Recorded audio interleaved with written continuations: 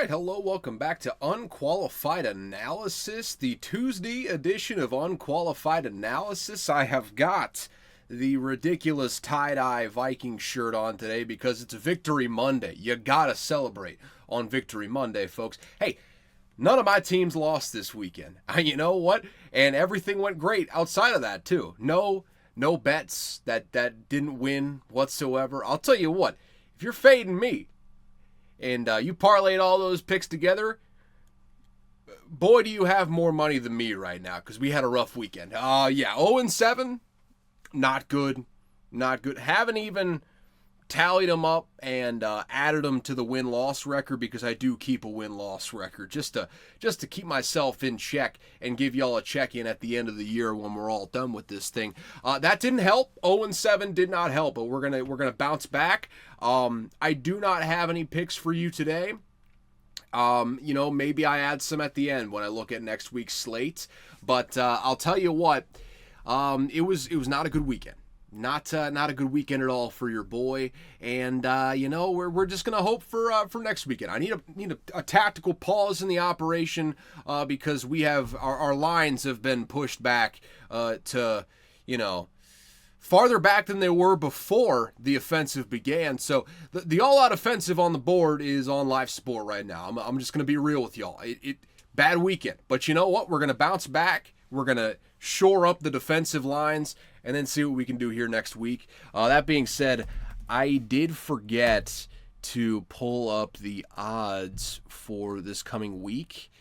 And we're going to talk about this in a second. We are making a schedule change. We're making it permanent because I've gone back and forth at least once a season, I would say, on how I structure this thing.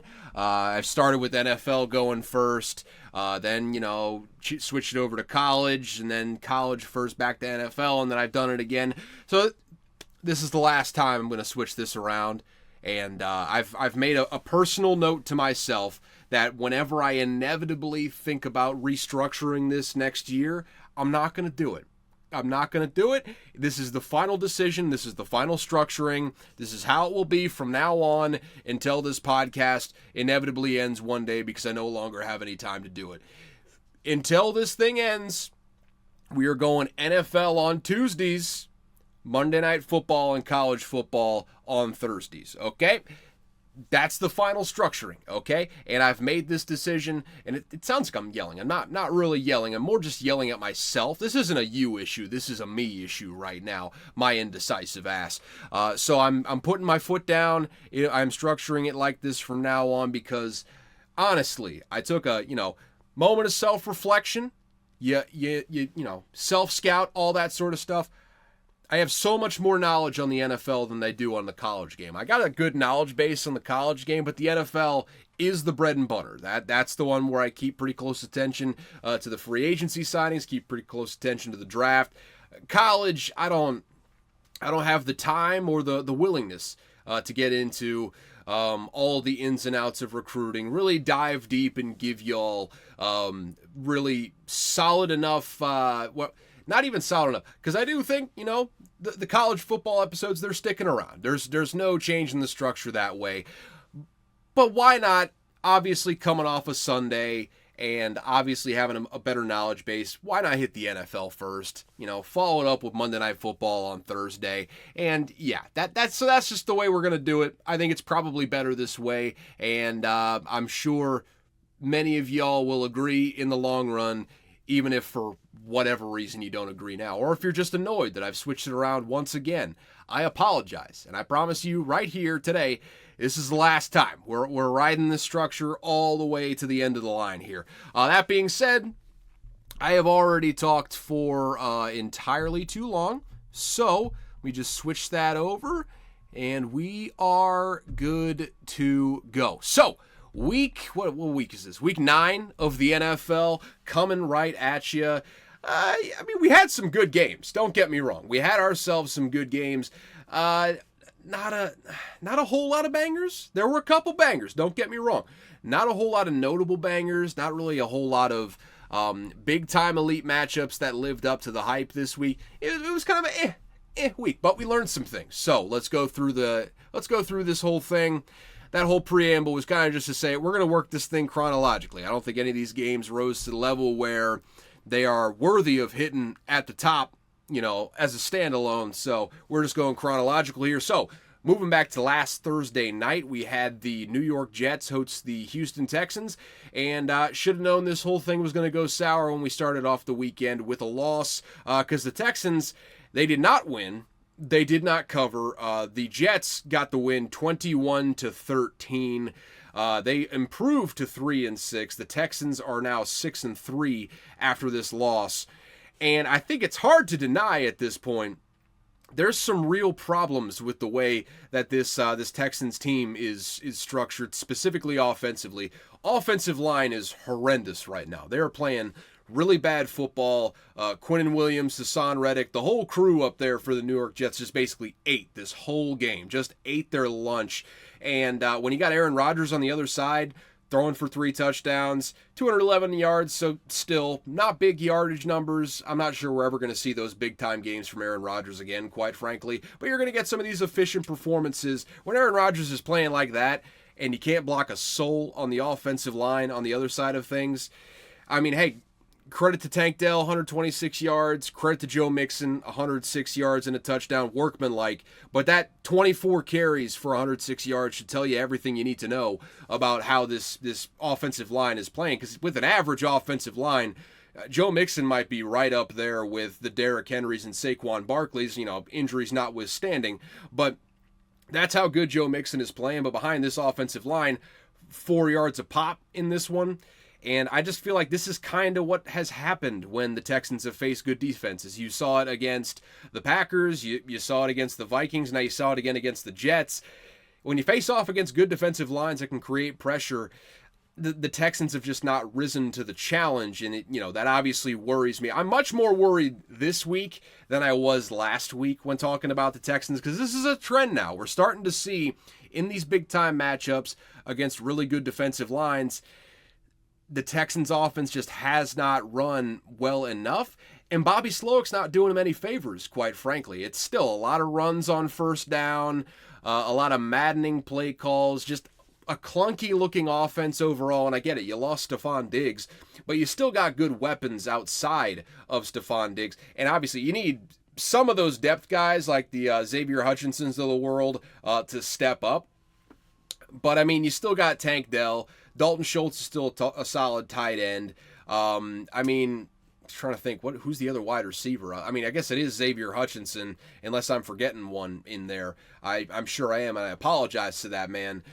So, okay, I'll admit, without Stephon Diggs there, we're looking a little bit sus on the outside. It is what it is there. But at the end of the day, I mean, when you got C.J. Stroud at quarterback, if you can just put together a solid enough protection scheme, it's going to work out for you in the long run. Just the offensive line is not pulled up their, held up their end of the bargain, and I'm not sure it's a trend that's going to change. It's not like, I mean, the Vikings going out and getting Cam Robinson last week on the trade market doesn't usually happen with an offensive lineman, and it was a special situation that allowed the Vikings to get Cam Robinson this season with, him being on the franchise tag, all that sort of stuff. Not sure if he's going to re-sign. Obviously, the Jaguars are looking for, rebuilding pieces because they fucking stink. So you're not always going to get a situation like that, especially with a player the caliber of Cam Robinson. He might be the only one on the market this year. So I don't see how the Texans change the offensive line play substantially during this season. And ultimately, in a conference with the Chiefs and the Bills, and hell, the Ravens even for that matter, though I don't think the Ravens' defensive line really, what's the word I'm looking for, lives up to the task here, shows up to the task. Ravens' defensive line is not as good as the Bills or the Chiefs is what I'm saying. Those three teams in the division, especially with, the Texans defense, they're good, they're solid, they're much better than they were last year, and I think that's only going to improve in years to come under DeMeco Ryans. But you saw what Aaron Rodgers just did to him. Patrick Mahomes is probably going to do something similar. Josh Allen, I would assume. Lamar Jackson might win his second straight MVP at this point, third of his career already, and he's like my age, which is insane to think about. just think going up against those teams, which is who you're going to have to go through to get through the AFC, I just don't see the Texans doing it the way that they're currently constructed. Now, there's a lot of time left. You still got 8 games left in the schedule, but the way it's looking now, I'm not exactly optimistic that they're going to turn things around whenever they face those big-time teams, because we've already seen it. Their 3 losses are against teams, well, not even really with the Jets. At least 2 of those losses are against teams that are playoff caliber and have playoff caliber defenses. We'll see. We'll just have to wait and see on the Texans. I'm worried about them, to say the least. The Jets, you're 3-6. I mean, let's pull up the schedule, okay? Let's humor them. Let's humor them. See how this thing goes. So they're at the Cardinals next week. I would clearly favor the Cardinals in that, and I'd be shocked if Vegas didn't feel the same way. Then you got the Colts, you got the Seahawks, you're at the Dolphins with Tua, assuming that Tua stays healthy for that entire time. Then you're at the Jaguars, you got the Rams, who are rolling, by the way. We're going to talk about them in just a bit. Then you are at the Bills and end the season off against the Dolphins. Basically, what they got to do is win, I would say, conservatively. What are they at right now? 3-6. They're at 3-6. So conservatively, they got 8 games left. You're probably going to have to win at least 6 of your next 8. If you want to feel comfortable about it, you're going to have to win 7 of your next 8. And I'm counting. I mean, look, I think they're going to lose to the Cardinals this next week. I think they're probably going to lose at the Dolphins in a few weeks, but that's kind of a toss-up. I think they're definitely going to lose at the Bills, and I think they're going to lose to the Rams as well. Even if the Rams are on the road, I see them losing to the Rams there. And I just counted 3 losses. Seahawks could easily be a loss. Dolphins both times could easily be a loss. Look, the path is there. Don't get me wrong. There is a path for the Jets to ultimately pull one out of their ass and get all the way to the playoffs. They're going to have to get real hot, and I haven't seen that capability yet, quite frankly. We'll see. I've not seen it from Rodgers yet so far this year. I'm not sure I believe in them going forward. There is a path, though. I would be remiss if I did not say there is at the very least a path, a very slim path for them to get to the playoffs. We'll see. I don't believe in them. I think they're an absolute shit show, and eventually the shit show will shine through once more. But I don't know. We'll have to see how this whole thing goes.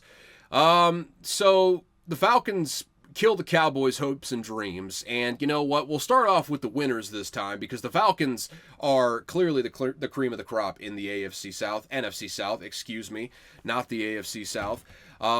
Clearly, they're 6-3. Second best team right now. Well, first off, let's go from bottom to top here. Obviously, Atlanta is at the top right now. We'll leave them to the side for right now. But you just had, just the saddest matchup of the century this past weekend between the Saints and the Panthers. Went a little bit differently than the first time. The Panthers ended up winning, but those are 2 of the worst teams in the NFL, 2 probably top 5 picks in the draft. The Saints just fired their head coach, which again, we'll talk about that in just a bit. Probably the right situation there, or right call there, but fun stuff around that, so we'll put a pin in that. But the Panthers and the Saints are embarrassing. The Buccaneers are just bereft due to injuries. Not their fault. They could have been right up there at the top, kind of competing in the playoffs. Didn't have a bad little team there for a little bit, but Chris Godwin's out for the year. Don't know when Mike Evans is going to come back. It's just it's not a lost season, but it's not trending great. And as I'm recording this now on Monday night, they're playing the Chiefs, and they're a 9-point dog. So it's going to be an uphill battle for them. Then you got the Falcons at the top here. Solid offensive line. I mean, easily top 5 running back in the league in Bijan Robinson. Maybe top 3. He is in the discussion as one of the best in the entire NFL right now, already in year 2. Hell, he was year 1, but the situation around him just wasn't good enough. So you got that. You got good receivers. Drake London went down with a hip pointer this week. He's day-to-day, so maybe he misses this next week, but I don't expect him to miss a whole lot of time there, just based on what the insiders are saying on that one. Kyle Pitts is coming into his own. Ray McLeod is playing very, very well. You're getting flashes from Darnell Mooney. the defense is going to be a problem down the stretch. There's no two ways about it. The defense is not going to be winning them a whole lot of games down the stretch. Falcons might just be an auto over-bet team. Though that being said, I think the over-under was like 51, 52 in this game, so you would have lost if you bet the over in this game. But Falcons are going to play some fun football down the stretch. I don't know if this has a whole lot of staying power when they face off against a team like the Lions. Especially, I would be horrified if I was a Falcons fan with the prospect of that offensive line for the Lions going up against my front seven for the Falcons. Terrified, just petrified. They might run for 200 yards on them, quite frankly. So, not sure exactly what's going to happen. They're going to have to win in shootouts in that situation, and Kirk Cousins is going to have to play the best football of his career, which he is doing right now, by the way. Don't look now. The early season woes are far behind him at this point. Kirk Cousins is playing great football at the moment. Great football. And once again, it just seems like same sort of situation with the Vikings. Immediately comes in the locker room.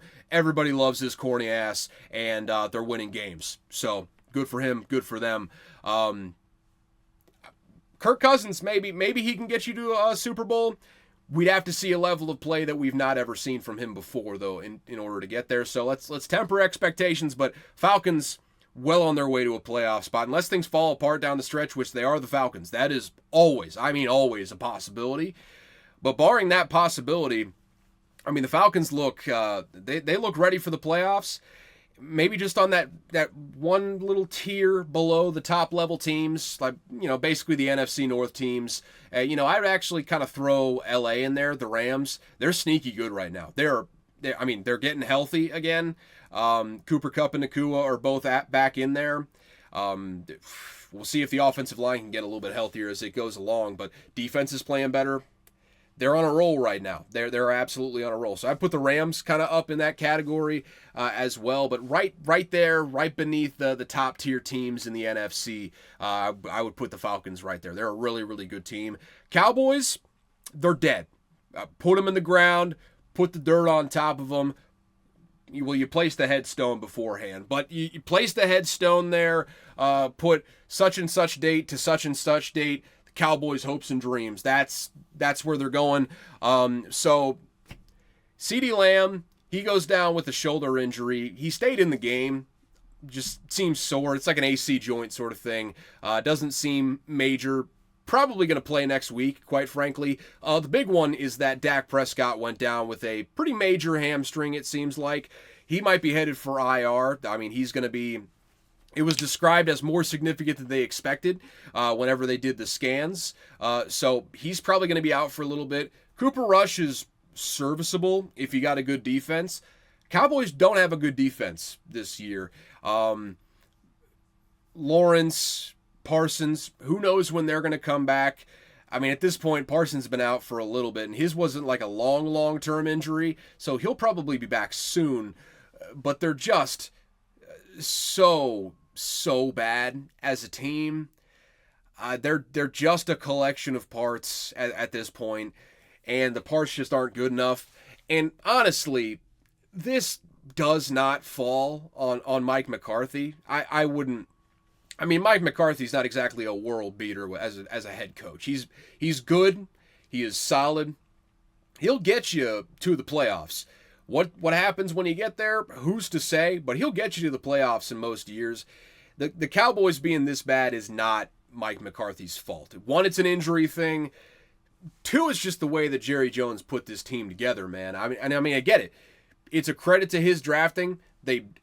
Not a single free agent in these big money contracts. It's all players that they drafted. A lot of them first-round picks. They've hit on a lot of really good players in the draft, and that deserves credit to Jerry Jones. That being said, it's such a top-heavy roster with all of these big contracts that all it takes is just an injury here or there, and then all of a sudden you're staring down the barrel of having no pass rush, no linebackers, secondary underperforming. Trayvon Diggs has not been good this year. That whole secondary has not been good this year. It's an absolute disaster on that side. Your only real receiver is CeeDee Lamb. You don't have a running back at this point. All due respect to Rico Dowdle, you're probably not the long-term answer there. And honestly, even if you were, we probably wouldn't be able to tell because the offensive line is bad. Dak Prescott gets hurt, and ultimately, any ounce of hope that the Cowboys had is out the window. At this point, you're playing for draft position. If the Cowboys were smart about this, they would be sellers right now. I don't think Jerry Jones is working on a 3 to 5 year timeline, though, man. The dude is in his 80s.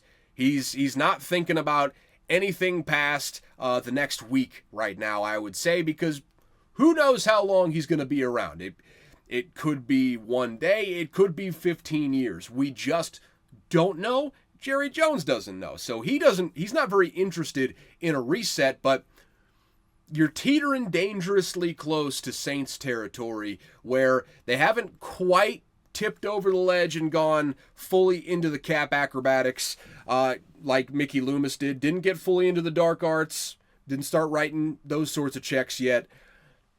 But they're teetering on the edge. All right? That's the next step. If Jerry Jones wants to go all in, that's the way to do it. That's the way you're going to have to do it. Structuring that contract in a way where you're backloading the hell out of it. We're kicking that can down the road. One day it's going to catch up, but hey, I might be dead by then. So who cares? Go all in. Cowboys are dangerously on that threshold. And hey, be careful. Be careful. You better be absolutely sure that the players that you're bringing in with all that extra money are the answer. You better be absolutely sure on that. Otherwise, you're going to find yourself in a situation very similar to the Saints. And that is not a place that you want to be because I'm not sure Mickey Loomis is going to keep his job. Lord help whoever the hell comes in next. And Lord help those fans. They've been through a lot. They're going to go through more with this rebuild because it's going to be hard. It's going to be real hard, but I'm already getting ahead of myself here. Cowboys stink. We don't need to spend any more time on them. Bills-Dolphins, or Dolphins-Bills, rather, put the away team first. They played themselves a banger in this one, man. And Tua Tagovailoa is back. He played very, very well in this one, at least very efficiently in this game. Ultimately, not enough. Bills get a win 30-27. Big-time trust that, oh, God. Who is the Bills head coach? Sean McDermott. I don't know how I forgot his name. Big-time trust move by Sean McDermott, though, to trust Brandon Bass, Tyler Bass. Jesus Christ, what is wrong with you? Brandon Bass, the basketball player? What are you doing right now, Caleb? I digress, though. So Tyler Bass, trusting him. He missed, I believe, 1 field goal, 1 extra point, if I'm not mistaken, maybe 2 extra points. He did not have a good game in this one. He was off all game, and they trusted him. Hey, look, man, 61-yard field goal. We got nothing to lose. Well, actually, we got enough time left to where if we miss this kick, Dolphins are in good position to go down there and get a game-winning field goal of their own because it was tied 27-27 at this point. But we trust you. 61 yards, go drill it, kid. And guess what? Tyler Bass goes in there, drills it. And that takes absolute guts. It takes belief in your guys, and I think a decision like that resonates through the locker room. It was a damn good day for Sean McDermott. I'll just put it that way. The Bills are 7-2. They are right there in that trio at the top of the AFC. It's them, it's the Ravens, it's the Chiefs. Between the Bills, I mean, I would hesitate to put anyone at 1 in that. If I had to put a team at 1, it would probably be the Bills, but at the same time, they lost substantially to the Ravens, and the Ravens, they've had some head-scratching losses of their own. They just lost to Cleveland last week, by God. So the top of the AFC is a mystery. I mean, the Chiefs always feel inevitable at this point. I think that's pretty safe in saying, but I don't even know, man. The offense is not very good. I mean, you're going to get Pacheco back at some point. That's going to help a lot, but I mean, their defense is great. So I guess I would still put the Chiefs at 1 by virtue of Patrick Mahomes and a great defense.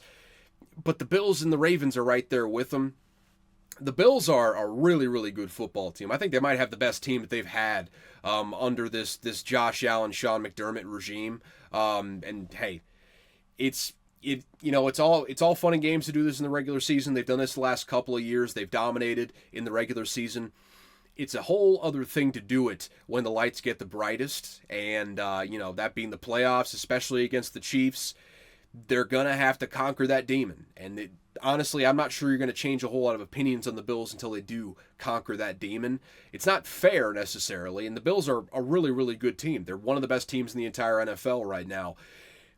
But that demon's just going to be lingering in the background until it is called up to the stage and it is vanquished back to hell. That's the only way that you can get rid of this demon, and the only way you can get rid of any demon, really, come to think of it. So, hey, the choice is yours. The choice is yours, Buffalo. They all know it. They know what is at stake. They know what the obstacle is in their path. Let's see what they do to get over that obstacle. As far as the Dolphins, it's over. It's dead. They're 2-6. I mean, take a pity look at the schedule, I suppose. See if they got a chance. Next week they're at the Rams. Then, Raiders, Patriots. Then you're at the Packers. Then you got the Bills. You're at the Texans. You got the 49ers. You're at the Browns, which who could say will happen there? That was words. Then you're at the Jets. Yeah, it's over. It's over if you're the Dolphins. You're going to have to get insanely hot in order to go to the playoffs. 2-6 is a pretty insurmountable hole. You can give yourself all the belief you want. That's going to be hard to come back from, unfortunately. And, hey, I'm just hoping for Tua Tagovailoa's health. That's the main thing, because that's probably the only reason we're going to have a chance to talk about them again this year is if something bad happens. So, please don't. Please don't. I'm, giving you the prayer hands emoji here, or just the prayer hands in general. This is real life. So yeah, that's all I really got to say on the Dolphins. It's over. Let's hope Tua stays healthy. Bengals get the win over the Raiders. Joe Burrow put up some Looney Tunes numbers in this one. I think he started like 11 of 11, 12 of 12, something like that. Crazy efficiency. He had 5 touchdowns in this game, 251 yards through the air. Chase Brown, I think, has pretty much cemented himself as the lead back in Cincinnati, especially with Zach Moss going down with a neck injury. This is Chase Brown's backfield, and he has played very, very well. He had 27 carries for 120 yards in this game. Dominance from the Bengals. They're 4-5 now. And hey, at this point, just below 500, you got you're at the Ravens, you're at the Chargers, you got the Steelers, you're at the Cowboys, you're at the Titans, you got the Browns, Broncos, and then you're at the Steelers to end the season. So not a cakewalk by any stretch of the imagination. Some very winnable games. It is certainly not the hardest schedule in the entire NFL, I would say. Not a cakewalk, though. You got a lot of AFC North teams left on the schedule. You got some solid out-of-division teams as well, especially with the Chargers coming up. That's going to be a big one for them. No guarantees whatsoever, and that defense does stink for the Bengals. Hey, times are changing, man. The Bengals are on the market for a pass rusher in the trade deadline. Don't think they're going to get one. Hey, first year rookie, you're going to have to take some lumps when it comes to seeking trades like that. But hey. Anything can happen. I don't think they're going to go far in the playoffs if they get there, because they're going to run into a Buffalo or a Baltimore or something like that that's just going to run them off the field, essentially, just because of that defense. And the offense, it's great. Joe Burrow is great, but hey, man, it's a lot to keep up with an elite offense versus your terrible defense, and that's the obstacle the Bengals are going to run up against, but they can certainly make the playoffs. When you got Joe Burrow, you've got yourself a chance, and they do have Joe Burrow, the last I checked, so nothing is impossible. They're not exactly world beaters, not on defense anyways. So that's what I think about the Bengals at the very least. Raiders-wise, they stink. That they should sell every loose player on the team, essentially. And I know they're very attached to Max Crosby. Value-wise, that can fetch you a whole lot of picks, man, and you are going to suck. Make no mistake about it. Here's the thing, though. You're going to suck anyways, so you might as well suck with some assets. And I hate it. I don't like tanking. I think you should try your best to win every single year, but that's just the reality for the Raiders. I'm not sure how good Antonio Pierce is as a head coach, but I don't think the quarterback situation that he's had has been anything favorable, quite frankly. So I don't know if necessarily all of it is his fault. Now, the defense has gotten worse, and some of that does fall on his shoulders, but I don't know if you can blame every piece of bad football on him. Tom Telesco's got his hands full rebuilding this roster, and you would hate to part ways with a player like Max Crosby, but hey man, it would certainly help to get that draft capital, Jesus Christ. It would help to get that draft capital, I said it again, draft capital on the books. I don't know how that's such a hard word for me today. It would help to have the draft capital from a trade of Max Crosby away somewhere else on the books. Maybe he even gets a first-round pick. He's a good enough player to where maybe you get that. Though we're talking about maybe Myles Garrett getting traded from the Browns for a second, so not sure on that one. We'll revisit it if it comes to that, but that's only reason to talk about the Raiders right now is possible trade opportunities because they are a bad football team. They are also competing for a top 5 draft pick. Not all of these terrible teams are going to get there, but 5 lucky winners are going to be in that top 5. Unfortunately, I'm not sure there are 5 quarterbacks that are worth that high draft prospect there. So, good luck. You chose a great year to be bad without a quarterback. That's what I have to say about that. The Chargers ran the Browns off the field, 27-10. I should have known, and I thought there was a thought in the back of my head that was just like, Jim Harbaugh wins these games. Jim Harbaugh dominates, and I didn't listen to it. And you know what? If I would have bet the Chargers, I would have at least gotten one win on the docket this week. But alas, we're stupid. By we, I mean me. That's, hand up. I messed up this week on the picks, but it is what it is. We got to move past it. The Chargers, though, so they're 5-3. Justin Herbert is really coming around. He is starting to really sling the ball. We'll see how good this passing game is down the stretch, but the running game is very, very good. J.K. Dobbins got off the schneid, got 2 touchdowns in this game. Quentin Johnston starting to look like a first-round pick. I will tell you what, 4 receptions, 118 yards, 1 long touchdown. You're starting to see why he was drafted in the first round is because of those big plays. Who would have thought Greg Roman was going to be the one to bring it out of Quentin Johnston? Not me. And hey, I think a lot of credit has to go to the guys up top. Joe Ortiz, the general manager, for believing in him enough to not trade him the second that he walked in the door. And Jim Harbaugh for obviously building a good culture. I don't know how much one-on-one time he's had with Quentin Johnston, how much he's influenced him, but I'm sure it has not hurt to have a leader like Jim Harbaugh in the building, and you're seeing it with Quentin Johnston.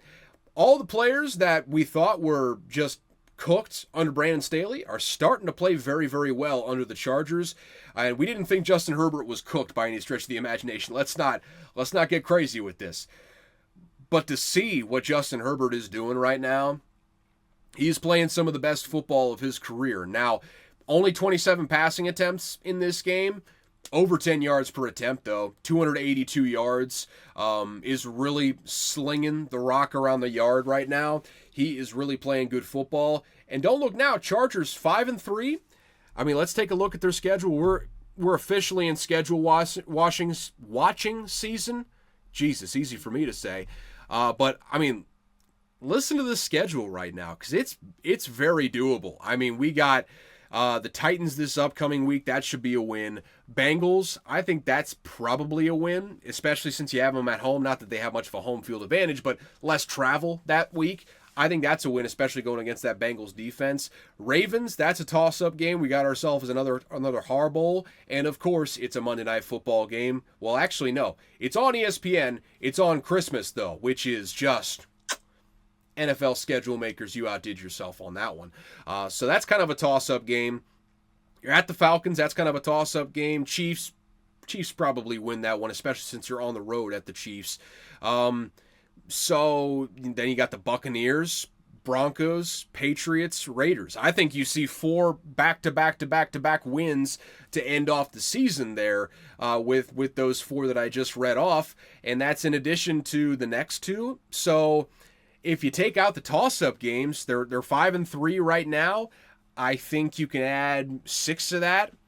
So 11-6 is, I mean, very, very doable, I think, for the Chargers this year. And that's certainly good enough to make the playoffs. I mean, Jim Harbaugh is just, he's a beauty. I mean, no other way to put it. Jim Harbaugh is just a beauty, and I'm glad to have him back in the NFL. I wasn't sure if he could succeed again in the NFL, but hey, hand up, I was wrong. Jim Harbaugh, really, really good head coach, and I hope he sticks around with the Chargers for a long time and brings them some success.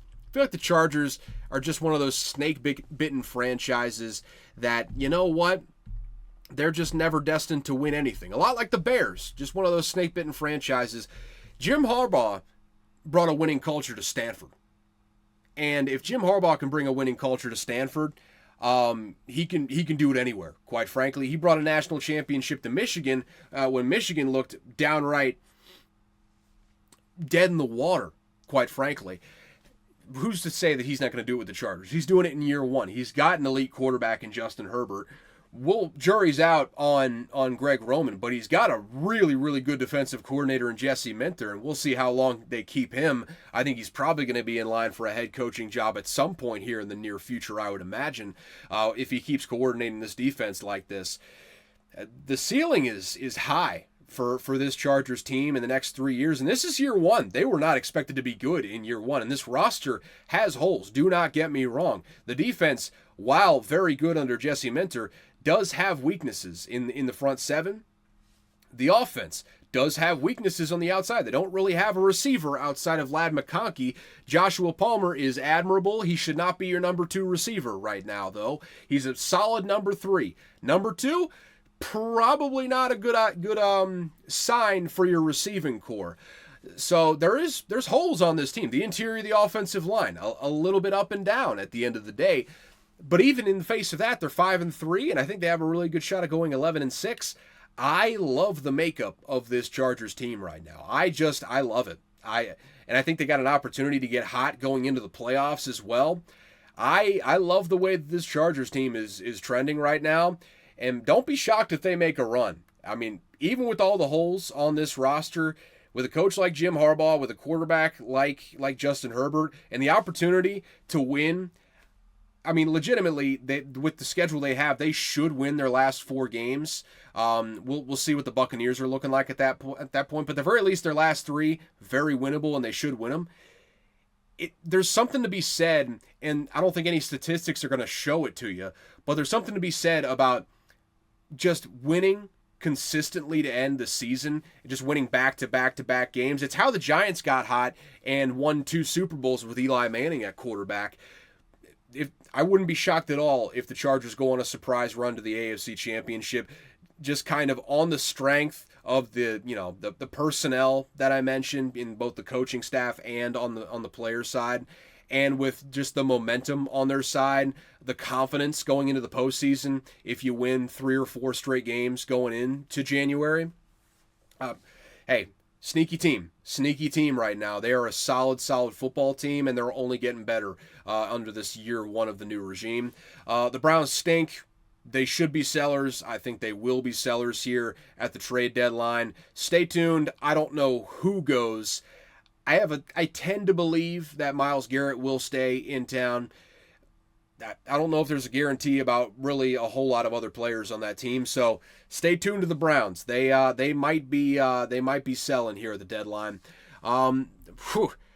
You want to talk about a sad matchup? Patriots-Titans. Titans got their second win of the season. This one went to overtime at 17-17. Crazy touchdown pass by Drake May there as time expired.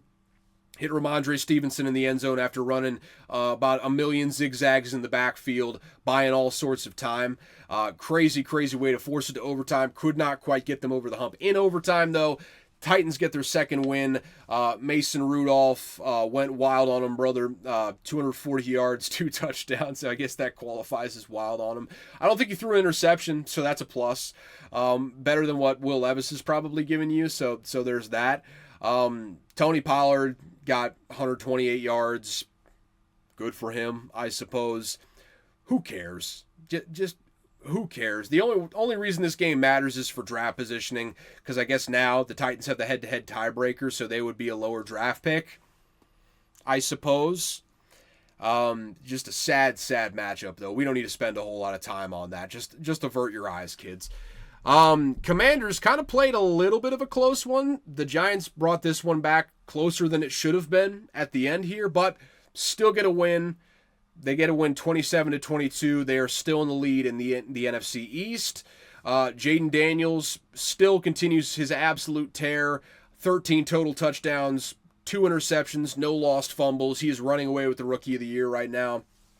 The Commanders are a really good offense, but you're starting to see the cracks on the defensive side of the ball. And this was part of the reason why we thought the Commanders were going to have a rough time in year one with Jaden Daniels and this new staff. And we've been proven wrong. They are 7-2, but let's heed the warning signs here. They gave up 22 points to the Giants, gave up 12 big points in the fourth quarter when you should be clamping down. And hey, credit to them. You slowed down Tyrone Tracy coming off of a big-time game. But ultimately, got to be a little bit worried. The Giants are a bad offense, and you let them almost come back and take this game. So you got to be a little worried. That's all I'm saying. The Commanders are really, really good, though. Jaden Daniels, who would have thought Jaden Daniels was going into a better situation than Caleb Williams this season? I mean, that's a real shocker to me, but that is absolutely the case. I mean, Cliff Kingsbury has been a star at offensive coordinator this year. Who would have thought that? Jaden Daniels has looked fantastic. He's looked by far the best quarterback in this draft. Jury is still out on Caleb. I still believe in Caleb. He's just, the chips are stacked against him right now. It's a mess in Chicago at the moment. The defense, hey, work in progress, obviously. Obviously a work in progress. You knew that coming into the thing, and then they have outperformed their personnel, quite frankly. They have played much better than their personnel would dictate. I think a lot of credit has to go to Dan Quinn and staff there on that side of the ball. Hey, Commanders are 7-2. They're one of the best teams in the NFC. I'd still put them right in that same tier as the Rams, the Falcons, kind of a notch below the Vikings, the Detroit Lions. I'm sure there's one that I'm forgetting in there in the NFC. I apologize to that team if I am forgetting them, but I think there's a pretty clear stratification of who the top teams are, and they're both in the NFC North right now. It's the guys in Detroit and it's the guys in Minnesota. I have first off, they will meet again this season. They play in the same division. I have a feeling they're going to meet again in January at some point. Just a sneaking inkling that I'm getting about those two teams. They're just on a collision course right now. Commanders, not far off that, though. They have got one of the best, most exciting young quarterbacks in the game, and no one can take that away from you. Commies fans, hey, just enjoy this. Soak it in. It's got to feel good. I'm hoping that I feel what you feel right now with J.J. McCarthy in the coming years, but that's a high bar to clear because Jaden Daniels is very good. Giants, they stink too. I mean, Daniel Jones, the only thing I'm going to say about the Giants in this game is that Daniel Jones, at halftime, I believe he was 2 of 6, maybe 2 of 4. Can't quite remember what it was. The point was, though, he had 0 yards and 1 touchdown at halftime. Maybe the most hilarious stat line of all time. Hats off to him. That's great.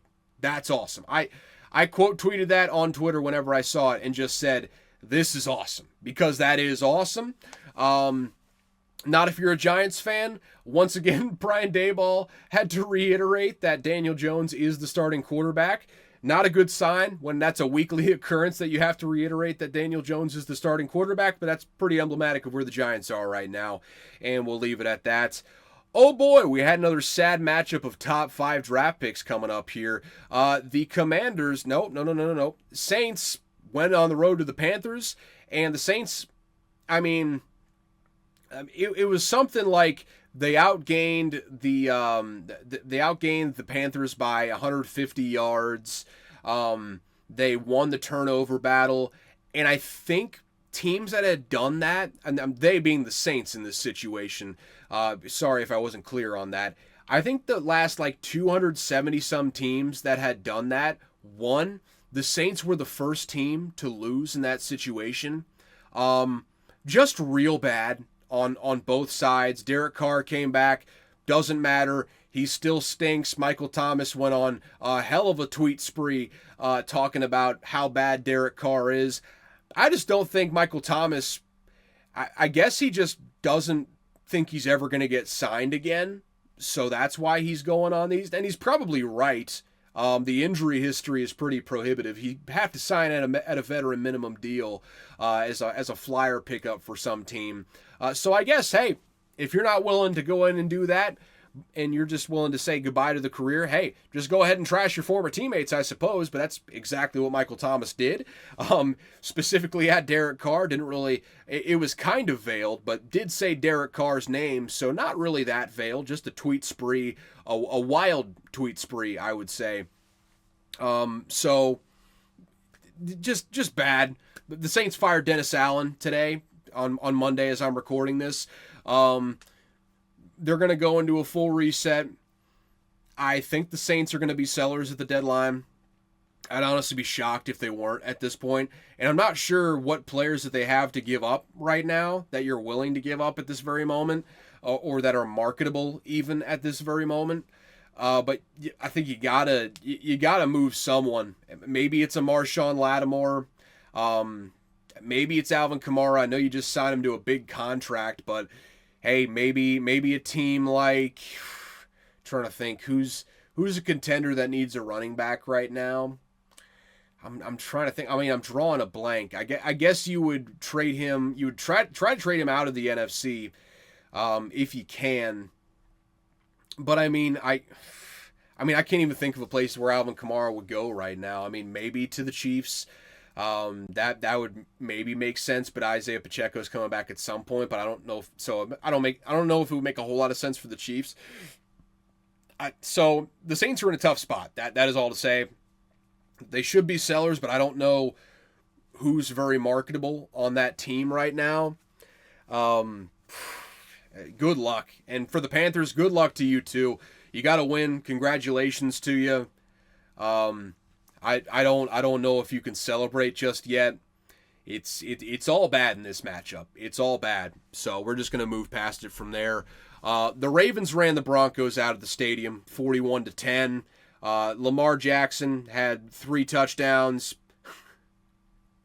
I just looked at his yards per attempt. I want to get the exact yards per attempt because this is a hilarious stat line from Lamar Jackson.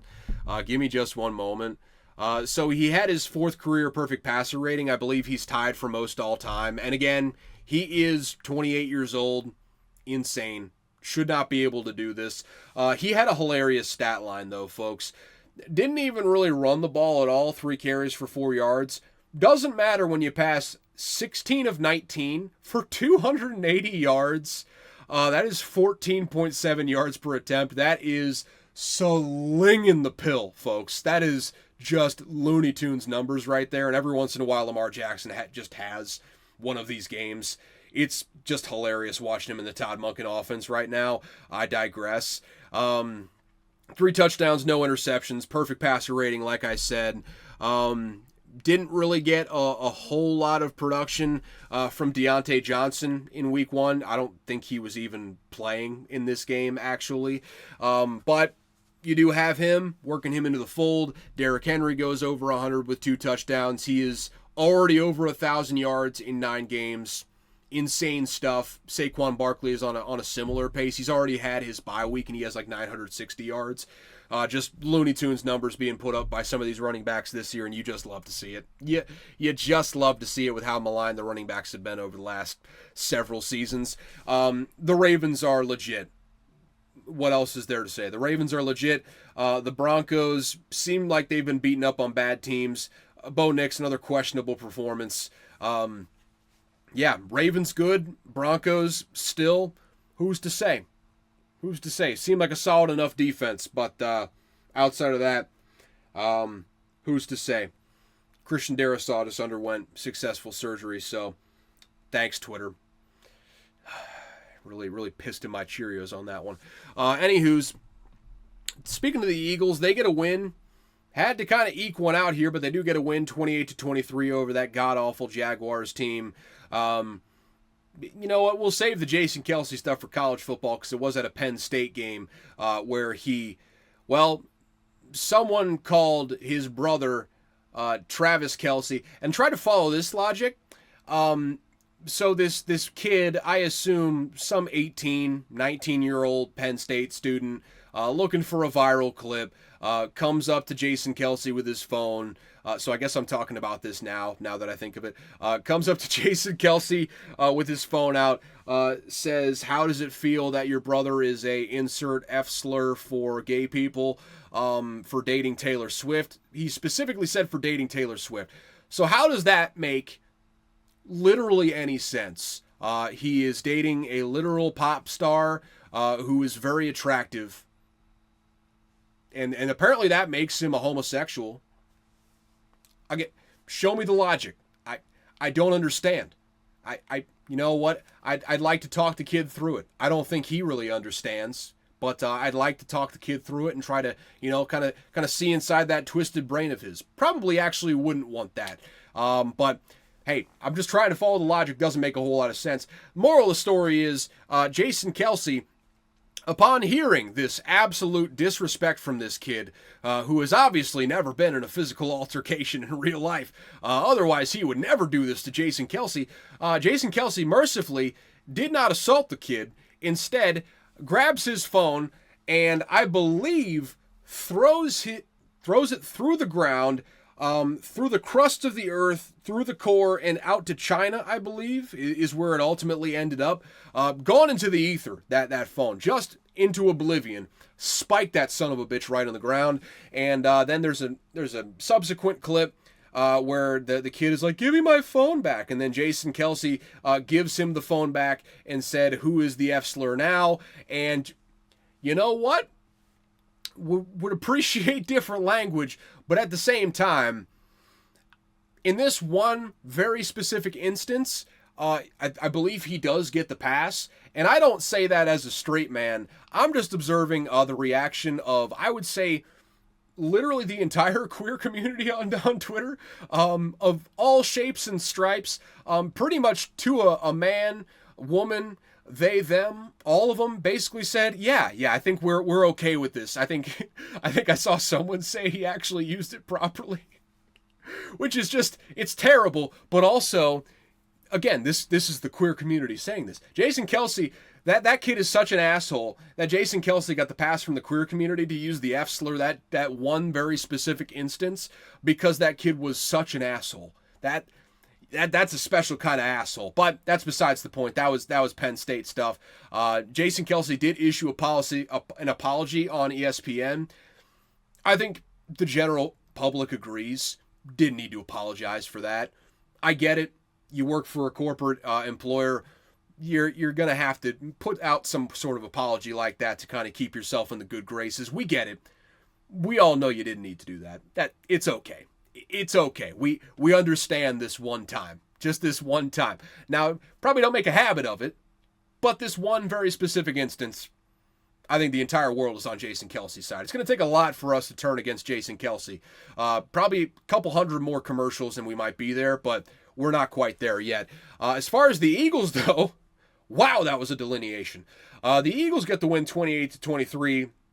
Saquon Barkley, did something out of a kung fu movie in this game.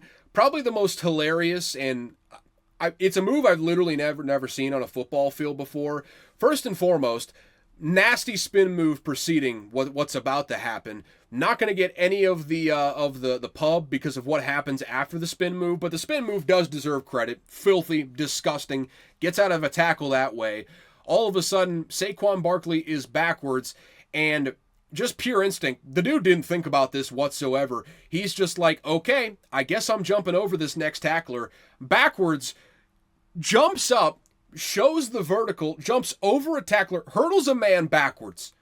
I have never seen someone hurdle a man backwards in my entire life, and I don't think we're ever going to see it again. One of the most impossible moves I've ever seen on a football field, right up there on par with the Jerome Simpson If you remember back that far, if you're getting up there, if you're reeling in the years, stowing away the time like me, if you remember Jerome Simpson doing a front flip into the end zone, Saquon Barkley's hurtling backwards over a defender might even surpass that. Just the most insane move I've ever seen on a football field.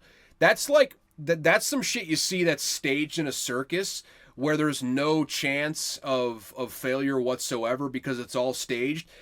There was a man trying to, would have maybe killed Saquon Barkley if he hit him ass over tea kettle there.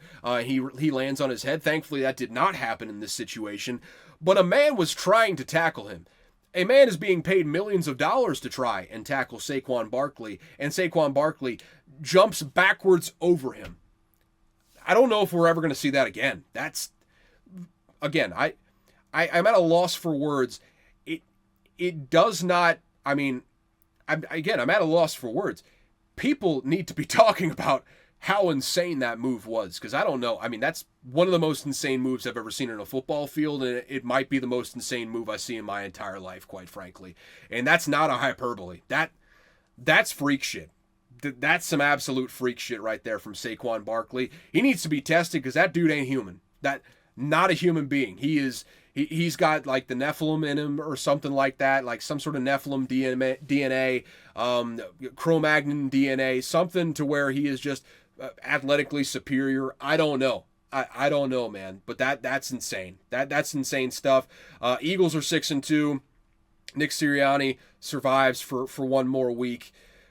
Dude is just riding a roller coaster right now. He is riding a roller coaster week after week, and never seems to do himself a whole lot of favors in the press conference. So don't see that changing. Don't see that changing one bit.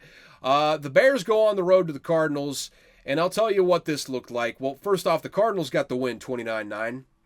29-9. I don't get that twisted. The Bears got run off the field in this one.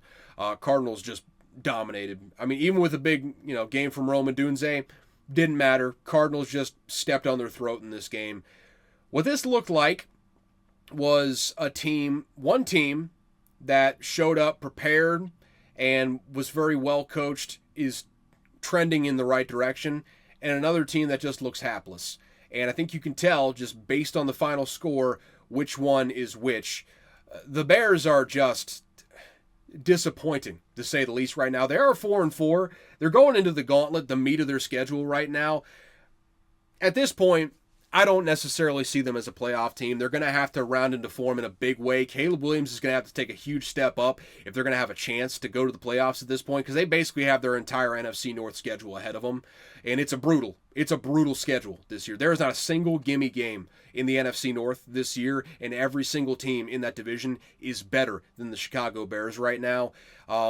This is a game that they simply had to win, and they didn't. 2 back-to-back games that if they wanted to win wanted to go to the playoffs, they were going to have to win. And the Commanders, they lost in heartbreaking fashion, and the Cardinals, they just got run off the field. And the Bears are in dire straits right now. Dire straits. I don't see how Matt Eberflus survives this season. Shane Waldron might not even make it to the end of this season with the way that this whole thing is trending right now. I think the only one that you can really say confidently is going to be there next year is Ryan Poles. Outside of that, I think you're happy with the core that you've built. You're very unhappy with the coaching. And oh, by the way, Tyreek Stevenson got benched this week, got taken out of the starting lineup, which seems, reasonable given the fact that you're not the sole reason why you lost last week's game. But you jawed at the crowd while the play was going on, showed up late to the play, tipped the ball up, and ultimately the guy that you were supposed to be on was wide open, caught an easy tip for a touchdown for the Hail Mary. Seems reasonable to bench you. He tended to disagree, walked out of practice, did not play over well in the locker room, apparently. Bears are a mess, man. Bears are just a mess. The Cardinals, on the other hand, they are rounded into shape right now. They are in a weak division in the NFC West. Now, them and the Rams are really rounded into form, and that might be a race to the finish line between those two teams, and 49ers might have something to say about it. Practice window just opened for Christian McCaffrey, so that'll be something to keep an eye on here going forward. But though, I mean, the Cardinals are in a great position right now to ultimately make a run and maybe go to the playoffs. Up and down play from Kyler Murray, but good enough in spurts, and the defense is better than it was this past couple of years. Take a look at this schedule right here. So they got the Jets, they're at the Seahawks, then they're at the Vikings, got the Seahawks again, then they play the Patriots, the Panthers in back-to-back weeks. You're at the Rams, then you finish off the season with the 49ers. Not the easiest schedule in the world, but you got some gimmies in there. And you got to win the gimmies for sure, especially those back-to-back weeks with the Patriots and the Panthers. That'll be crucial for them to win those games, and probably steal a couple along the way as well. Cardinals at 5-4, man. Sneaky team, and they are feisty. They are as feisty as they were last year, except for they're winning some of these games. And I think they really nailed it on the draft this year. And I think they hired the right coaching staff. I just really like the direction of this franchise. Now we'll see if Kyler Murray can kind of bring some consistency at some point to this offense. I don't know if we've ever really seen that from Kyler Murray. You've seen spectacular flashes, but as far as a consistency, it's just not there, and we'll see if we can get that at some point. But the defense is playing better. Offense is playing better this year. Hey, I like this Cardinals team. I like them. I like them. Just keep an eye on them going forward. This was, the big matchup that didn't live up to billing. The Lions played the Packers, and really the Lions just dominated them on the road, 24-14. It was a rainy game in Lambeau Field, and the Lions are built for that, man. I'll tell you what, they are built for that. Josh Jacobs did lead the game in rushing, but Jahmyr Gibbs just had his imprint all over this game. 5.9 yards per carry. He had a touchdown. Not an overall efficient day on the ground for the Lions as a whole, but you look a little bit closer. You take out Jared Goff's 3 rushes for -2. You take out Khalif Raymond's -12 there.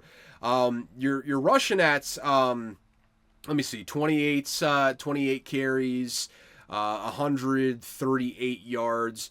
I mean, you're running at right around 5 yards a carry at that point. So I mean, you're not doing bad. You're not doing bad if you take out those and you just factor in the big time players, David Montgomery, who led the team, and Jahmyr Gibbs, who was right behind him with a better yard per carry average. This Lions team, man, they're just, I mean, the best in the NFL for my money. I mean, they beat the Vikings last week. Or 2 weeks ago at this point, excuse me. They dominated against the Packers in this one. They've dominated most games this year with the exception of that weird, I think it was the Seahawks they lost to, I'm pretty sure. Buccaneers. Yeah, Buccaneers week 2. Couldn't tell you. I mean, that's how good the Buccaneers were early in the season, is that they're the only team that has beaten the Detroit Lions. What could have been for the Buccaneers, man. Credit to Todd Bowles, man. I'll tell you what. I'll tell you what. But what more is there to say about the Lions? They're just such a good football team. I think this might be the Lions' year, man. They are, I mean, it's going to be a chore for them to get out of the NFC. It is loaded this year. I got to stop saying man after everything. It is loaded this year. I'll tell you what. It is absolutely loaded, especially at the top. There's a lot of really good contenders in there, but the Lions are the best, and they're the best in the NFL in my mind. This team, Jared Goff had another great day, 18 of 22. Didn't ask him to do a whole lot, but he didn't shoot him in the foot in the process. They have the best 1-2 punch at running back in the NFL right now in Jahmyr Gibbs and David Montgomery. Sonic and Knuckles, if you will. You can probably tell which one is which on that one. Defense, they do need a pass rusher. Don't get me wrong, and I'm sure they're going to be active this week looking for one. But at the same time, rest of the defense is playing well. Dirty players over there. Don't get me wrong. They're dirty players in Detroit, especially in that secondary. I don't know what they're teaching them, but I disavow. I strongly disavow. However, very good defense. Very good defense. All they really need to be is average. I've said this before. All they really need to be is average, and they're a top 10 unit. And yeah, they're just the best team in the NFL right now. There's nothing else to say. I think they have a really good shot of getting all the way to the Super Bowl and winning once they get there, no matter who they play when they do get there. I really believe in this Lions team. This is the culmination of what Dan Campbell has built, and it's unstoppable at the moment. I think this might be the last year that you have Ben Johnson as offensive coordinator. It's put up or shut up time, and I think they're going to put up this year, man. I think they're not a dark horse. I think they're the favorite to win the Super Bowl right now, and Vegas might not agree. They might have the Chiefs up there instead, but they're just a really solid football team at the moment. Packers, still solid. They're up and down, though. Jordan Love is just banged up. He has a propensity to throw some really dumb picks at times. He did one in this game that ultimately, cost him in the second quarter. The Lions really just dominated the middle two quarters in this game. 17 in the second and 7 in the third. Outscored them 24-3 in the middle two quarters there, the middle half, if you will. The Packers are still a really good team.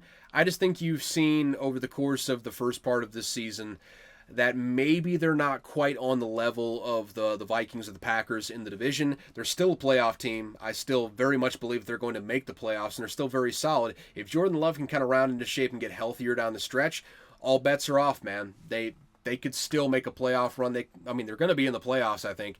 They could still make a title run at this thing. Don't get me wrong. I still believe in the Packers. They're just not quite on that level. They're going to need to get hot at the right time, I think, in order to make a run at this thing. They got a chance. They've got a chance when it's all said and done. Okay, we got two more games. First off, banger alert here in the NFC West. We got the Rams facing off against the Seahawks. Big time game for divisional standings, and the Rams came out swinging.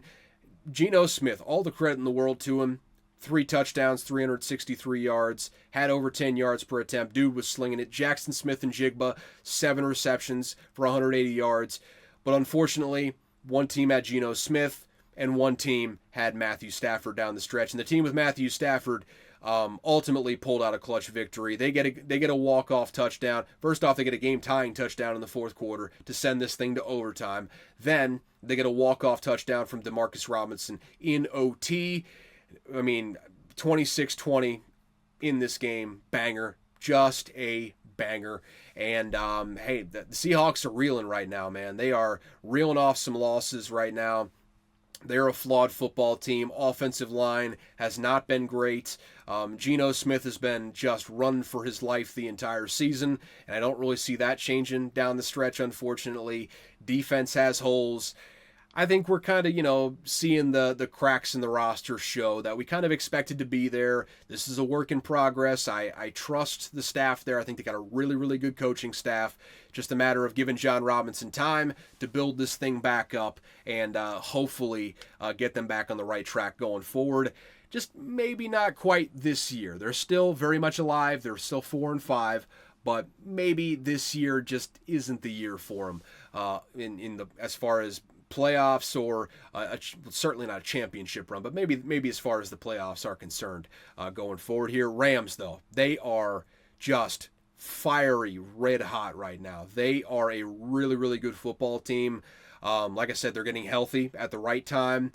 They're loading up for a stretch run. If the offensive line can just get healthier as we go along, the Rams are a real dark horse contender for a championship right now. And that's not an exaggeration either. They've got an elite running back in Kyron Williams. They've got 2 elite wide receivers in Puka Nacua and Cooper Kupp. They got a defense that's rounding into shape, really solid young front seven, solid defensive backfield there as well. They can make some noise here down the stretch going into the playoffs. If things, if health continues to improve, watch out for this Rams team, man. They are a really, really good football team right now, and they are firing on all cylinders. All right, so to end this thing off, we have got the Colts at the Vikings, and you know what? It wasn't pretty, but a win is a win.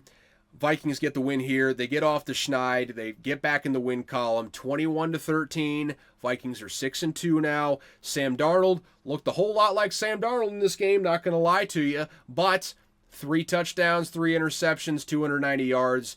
Good enough, man. You got us to the promised land. I am worried, to say the least, at the fact that Aaron Jones went 21 carries for 64 yards in this game. I think you're seeing the immediate impact of not having Christian Darrisaw in there, and that, like I said, I wasn't deluding myself into thinking that you just plop in Cam Robinson, everything is exactly as it was before. That's not the case. Cam Robinson, solid pass blocker, but not nearly as good of a run blocker as Christian Darrisaw was. And that's just kind of, we're going to have to live with it, and we're going to have to scheme around it. Kevin O'Connell, it's up to you, man. We already got all the help that we're going to get in there. You're just going to have to scheme around Cam Robinson and scheme around his strengths in order to cobble together some offense and keep us on top of the standings right now. We're not on top of the standings in the NFC North, mind you, but you know what I'm saying. On top of the standings in general here in the NFC. Justin Jefferson, 137 yards. He's an absolute stud. I just feel like the Vikings are just going to go as far as Sam Darnold takes us. And with that said, I don't know. And that might even be a misnomer when it's all said and done. I mean, the defense is spectacular. The weapons around him, you just got TJ Hawkinson back in this one as well. He's only going to continue to get better as he gets back into playing shape here. Maybe the team is good enough around him to get him over the hump. But I wake up in a cold sweat thinking about the prospect of Sam Darnold in the playoffs, rolling out to his right like Brett Favre and just throwing a fuck it ball into triple coverage for a game-losing interception. That thought haunts my nightmares. And if you're talking to any Minnesota Vikings fan, if they're really being honest with themselves, that thought has crossed their minds too sometimes on a late night when they're just laying up in bed, can't get to sleep. That thought has crossed their minds. They may not have outwardly said it. Hey, they might not even consciously known it, but that thought has crossed their minds. I assure you of that. Vikings, though, back in the win column. We're off the schneid, and we are powering into the stretch run. Still a really solid football team. Still top 5 team in the NFL. Top 5 team in the NFL. I'd say even if they're 5, I'd put them top 5 in the NFL right now. Still a very good football team. And I expect good things from them. Big good things from them going forward. That's it, though. We'll hit on the Monday Night Football on Thursday whenever we talk about college football. But let's just quickly do a quick roundup preview of next week. We're at like an hour 11. That's a pretty good time. Yeah, that's pretty good time right there. I'm going to get this Gatorade real quick because my throat is parched.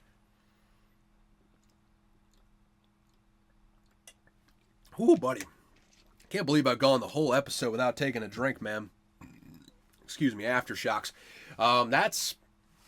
Hey, credit to me. I'm a warrior. I'll tell you what.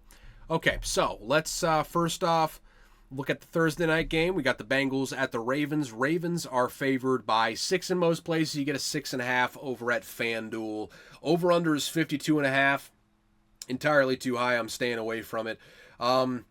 So I would consider the Ravens in this game. I think they're a better team, but I'll probably just stay away. A fun over. I probably wouldn't take it, but it is a fun over there at 52.5. Hope for points, I suppose. Man, we got ourselves a real barn burner here. So the Giants are at the Panthers. It's anywhere from 4.5 to 5 in favor of the Giants. Buddy, if you're betting on this game, call the hotline. I just stay away from it. I don't have an opinion. Just seek God. That's all I have to say. Over under 41.5. Who cares? Just who cares? I'm not even going to talk about that one anymore. Bears are hosting the Patriots. Good chance to get off the schneid for them. 6.5 points favorites. And I ain't betting on either of these teams right now. 2 dumpster fires in very different fashions. I'm staying the hell away from that in all likelihood. Over-under is 38.5, 39.5. Looks like most places have 39.5. FanDuel's got a 38.5. Yeah, I probably won't bet the under, but there's a reason that number is that low, and I'm not going to torture myself by betting the over in that situation, so pass. Vikings are at the Jaguars. Good chance to string together some wins here. So Vikings are favored by 4 in most places. Excuse me. You can get a 4.5 over at ESPN Bet and FanDuel if you're looking to bet on the Jaguars and throw some money away. Obviously, lean is going to be on the Vikings here at -4. I think they're a better football team, quite frankly. But at the same time, I don't bet on my team on principle. Yeah, I can't. 4 does seem low. I'll just say 4 does seem low. We're going to have to revisit that. We're in strange times, folks. Strange times. I'm questioning my morals at this point, but we'll revisit that. Over-under is 46 in most places, 46.5 at FanDuel. Just I don't feel good about betting totals in the NFL. Burned me again this week, so I'll probably stay away from that one. Steelers, Commies. Commies are favored by 2.5 in most places. You can get a 3 over at Caesars. It's pretty much the only place that's got it right now. Even money, too. So, hey, if you want to get it, go on and get it over there. If you're looking to bet on the Steelers, I'd have to see Mike Tomlin's record as a road dog. It's probably pretty good. It's going to make me consider taking the Steelers in this game. I'm not betting on the Commanders. I'll tell you that right now. Commanders might ultimately be the right side, but I am not betting against Mike Tomlin. He is just one of the best coaches in the NFL, and it's been that way for quite some time. Over-under is 45.5 in most places. You get a 46.5 over at FanDuel. I guess lean over. Commanders' defense is bad enough to where Steelers will probably score some points. And Steelers have been scoring some points here recently, actually. And the Commanders can score on most teams. You worry about that offensive line, which gives me pause on taking the over, but lean is on the over. I'm probably staying away from that for right now. Bills at the Colts. Bills are favored by 4, surprisingly enough, in most places. That one might be an ad. I'll have to get back to you on that one, but I just feel like the Bills should be favored by more in this game, and I'm not entirely sure why. Kind of scares me, but not entirely sure why. We'll revisit that one on Thursday. I'm not adding any bets today. I've been hurt. I've been hurt before. Just for funsies, I did bet on Xavier Worthy to score a touchdown tonight. We'll see. That's just a little fun Easter egg. You can go back and look at the box score and tell if I'm an idiot or not, or if you watch the game, you can tell if I'm an idiot or not, but we'll see. Could be a fun way to get off the schneid, I suppose. Using that phrase a whole lot today for whatever reason. Getting off the schneid. It's a fun one. But yeah, heavy lean to the Bills. We're going to revisit that on Thursday for sure. And I'll give you a verdict one way or the other, I suppose. So the over-under is 47 in most places. 47.5 over at ESPN Bet and FanDuel at the moment.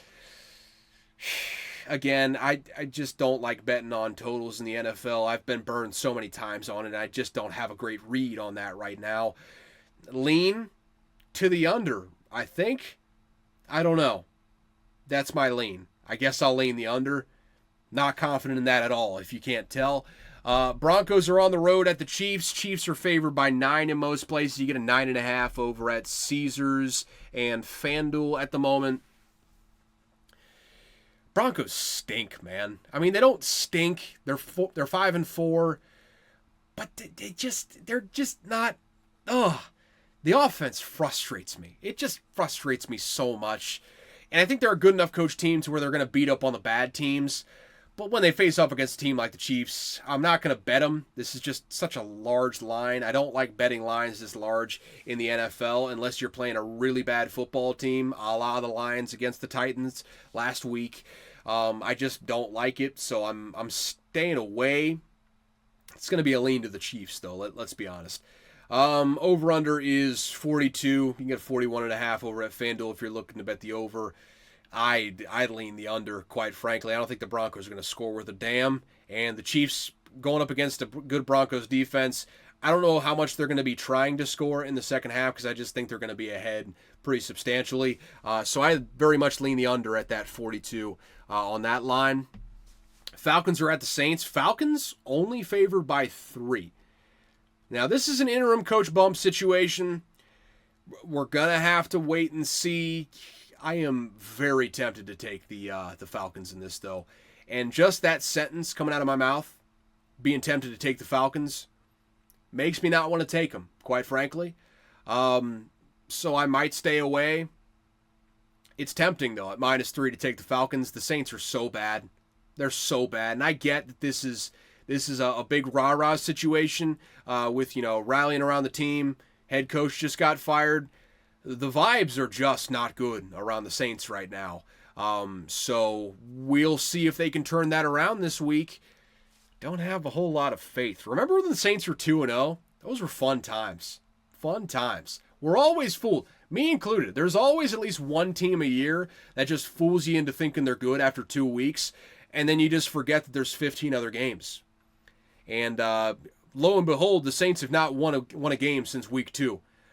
They've gone the whole month of October without winning a game, and most of September, for that matter, without winning another game. So, situations are dire right now with the Saints, and thoughts and prayers with the boys over there in NOLA. It's going to be rough for you going forward, especially with Dennis Allen being fired. Whew, good luck. Okay, so 49ers are at the Buccaneers. 49ers are favored by 6.5. I like that number. That's some tasty cheese they're putting out there. That's a good Asiago right there that they're putting out there for me. We'll see. I'd lean the 49ers in this game just because of the injury situation for the Buccaneers, but don't know if you looked at the injury situation for the 49ers recently, but not great in its own right. So probably going to stay away in this game. The lean would be the 49ers, though, if I had to take a pick. Over-under is 48 in most places, 47.5 over at FanDuel. Lean the over. I feel like neither of these defenses have been stellar this year. The offenses have been solid enough. So I probably won't bet it because there is a possibility that Nick Bosa just makes life a living nightmare for Baker Mayfield. But barring that possibility, which is a very realistic possibility, I would lean the over in this game. That's ultimately what's going to keep me from betting it, but that's the lean. That's the lean. Take it or leave it. Titans are at the Chargers. Chargers are favored by 7.5. And even with that stinky half point, there's a good chance that I take the Chargers. We are going to revisit that game. Again, you talk about games that Jim Harbaugh just wins and leaves no doubt. It's this type of game against a really bad team in the Tennessee Titans. At home, I expect the Chargers to absolutely strangle the life out of the Titans in this game. And hey, they may even still hit the under at 38, 37.5 over at FanDuel if for whatever reason you're looking to bet the over. But I feel pretty confidently they're going to cover this spread. We're going to revisit that later because again, I need time to heal right now. I am raw emotionally at the moment. But we're going to revisit that. Don't you worry. We are going to revisit that, and that's probably going to be an ad later in the week. Okay, the Jets are at the Cardinals. Cardinals are favored by 1. I'm seeing a lot of value on the board for the favorites here in this Week 10 slates for the NFL. That's the cards that I'm putting down on the table here. Another one that we are going to revisit on Thursday. We are going to revisit it. I'll tell you that right now. Also over-under 46. Probably lean the under on that. I don't have a whole lot of faith in the Jets to score. 45.5 over at FanDuel as well if you're looking to bet the over. Wouldn't blame you. Cardinals can't score, but I'm not going to do that there. Eagles are at the Cowboys. Eagles are favored by 7, and the Eagles are wholly untrustworthy, and I do not want to bet on them. And I'm not going to bet on the Cowboys either. You can get a plus 7.5 over at BetMGM if for whatever reason you are trying to. Also, ESPN Bet. Bit more juice on that one, but take it or leave it there. Just stay away from this game, folks. There's not a trustworthy team on the field in this one, so stay away. The lean would be to the Eagles, but I'm not betting my hard-earned money on the Philadelphia Eagles right now. I'll tell you that. Even though I think I might have here a couple weeks ago, but that's besides the point. Over-under, you can get anywhere from a 41.5 to a 42.5. You just kind of got to shop around. I guess I would lean the over.